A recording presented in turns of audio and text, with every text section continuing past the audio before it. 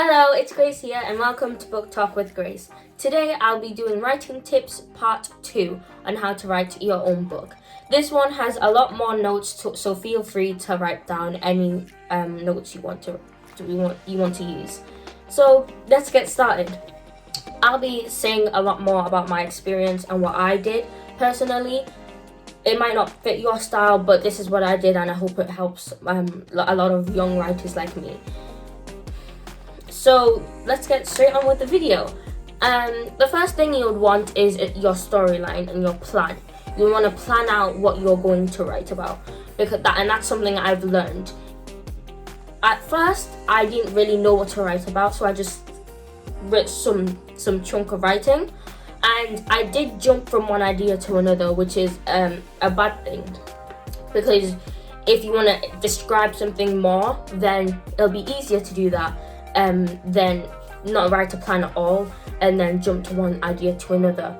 It's good to know your storyline so that when you're actually writing it for sure, then you know exactly what you're going to write about at that time, and if you want more description and things like that. So that really helped me do that. So what kind of books do you want to write? This is tip 2. What kind of book do you want to write? Do you want like fiction, non-fiction, comics, poems, biographies, newspapers? Anything you want to write, anything you feel comfortable with. Writing isn't just about writing creative stories. It's not just writing about magic, fairies and things like that. You can write absolutely anything you want. And all you have to do is know it and research it and then just go write it. Go do whatever you want and just write what you feel comfortable with. Because if you write something that you don't feel comfortable with, you won't be as motivated and you really won't want to do it. So I personally like writing creatively, things like that don't exist and things that just have like magical features to it. And that's what brings me great joy, and that's what I love, and that's what I enjoy. And I really want you to enjoy and have that feeling of joy when you get that perfect sentence or that perfect paragraph, and it's just an amazing feeling, and you'll know exactly what you want to write when you want to write it. And that's really, really good as a writer, and I just really want you to have that as well. So I've got my notes down here, so I don't forget. So tip number 3, stories. What sort of stories and novels do you want to write?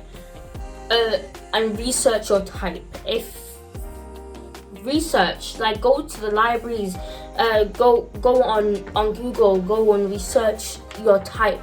And what if you chose to write a newspaper? Research it. What type? Because there's not just one type, there's lots of types. There's newspapers, you can write them in the present tense on what's happening right now, or you can write them like in the future, what you think is going to happen in the future, what you think happened in the past, and research all that so that it's as real as possible, if you get what I mean. If you're writing creatively and stuff like that, it's still good to write and look at people that write the same style as you. Things like people like David Walliams and Roald Dahl, you must have heard them before. Those people I look up to, and those people I research about and read about, so that I can write just like them, and so I have an idea of how to write and what to write about. So it's very good to research what your type of story is going to be like. And that's very good. Then tip number 4 is what tense, person and style you're writing in. This is important as well, because you must have heard about first, second and third person. We tend not to write in second person. We tend to write in first or third person, but second person is optional. You can do whatever you want. It's good to know what tense you're writing in. I personally write in first person because I can describe more about what I am feeling. but it's totally your decision, it's totally your choice. And it's good to stick with that decision or choice you did, because if you start with first person and end with third person, it might be confusing to the reader, and you really don't want to have that. So you want to keep it consistent in the tense you're writing in the person you're writing in. And then the tense, you will want to do it in, there's a first and second and third, and there's a present tense, a past tense, and a future tense. You must have learned that in school, and that is very good, because if you're starting in present tense, you won't want to end in past tense, and that will be confusing to your writer as well, and to your reader as well, which you want to keep that consistent as well. Your style of writing you're writing in. There's lots of different styles of writing. You can write in a kind of mystery Sherlock Holmes kind of style. You can write in like a Shakespeare kind of style, in a Old English kind of style. And you'll have to look up those kind of words like thou, art, shall, and those kind of words, and then put them in your writing, and then it'll make it a whole lot better, and then your audience will get to understand what you're writing about. So that style, it is optional. You can write in normal how we're writing now, but it's good to just have that in mind and have that in your plan, which is something I've learned. Tip number 5 is to use factual information. If you're writing about newspapers or biographies about people or events that happened in the past or in the present, then you would want to have factual information, and you won't want to give your audience the bad idea.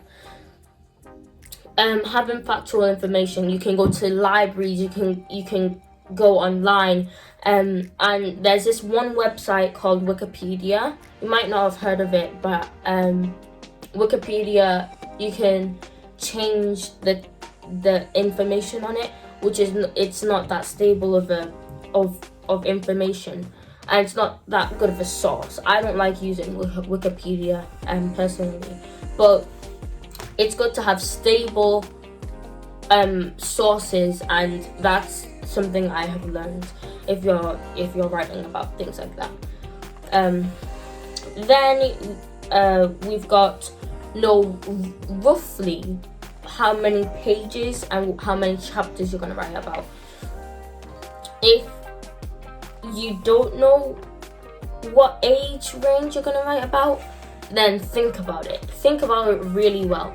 Do you want to write about for 3-year-olds? Do you want to write about 7-year-olds? Do you want to write for adults, teens, youths, babies, things like that?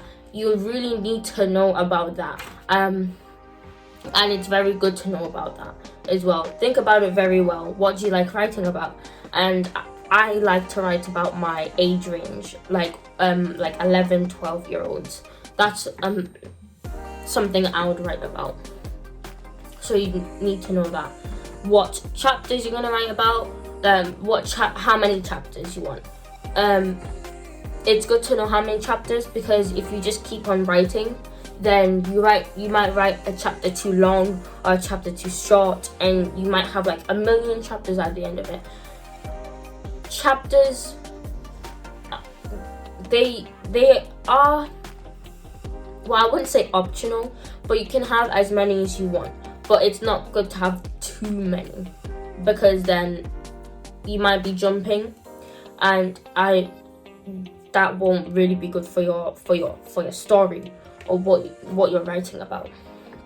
Things like newspapers or biographies tend not to have chapters, so this is just about like the creative side of things.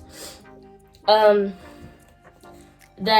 illustrations are optional. Again, you would want to think about this maybe after you finish writing your book. So illustrations, you would want to know if you want it black and white, if you want it colored, but obviously this is optional. And it's not, you don't really need illustrations, but I like illustrations in my book. But that's later on after you finish writing your book. Then you want to read. Reading, it's very good. It's very good because you will get new grammar and new words you haven't learned before, and put it in your writing, which will like make your writing that much better. And you don't know how much it will impact you. Of course, there are people that don't read and they may write amazing stories, but it will really help you, not just in writing, but in other curricular activities, like in school and things like that. And it just really helps with everyday life. So reading is very good. Then stay motivated. You can get demotivated or defocused. Yes, it happens. It happens to everyone. It happens to me. You just have to keep motivated, keep focused, keep your eyes on the prize, and yes, you can ask for motivation. A little motivation goes a long way, and in my diner's time, I did have motivation, and it did last until this point. So it's very good to stay focused, stay motivated, and that will really help you with your writing. Then my last point is, yes, all this motivation, all this focus, everyday writing you will get tired at some point. It is okay to have breaks. It's okay to have a day off. It is okay to have a weekend off. It's okay, because in the end, everyone has days off, and you might need that day, or just that few hours to go out, get some fresh air, get some new ideas, and as I said in my last video, maybe get a pen and paper, go outside, look outside, and just write down notes of ideas, maybe. And that will help you, because if you just stay inside, then it'll feel like you're shut in, and you might not get many ideas again. So it's good to have days off. It's good to have fresh air, and then reset your mindset, have a nap, anything like that, to get your head back in the game. This is that was all my tips and tricks onto writing your own book. I hope you enjoyed this part 1 and part 2 of writing your own book. I hope this helped, and I'll see you guys in my next video. I'll see you guys next time. Bye.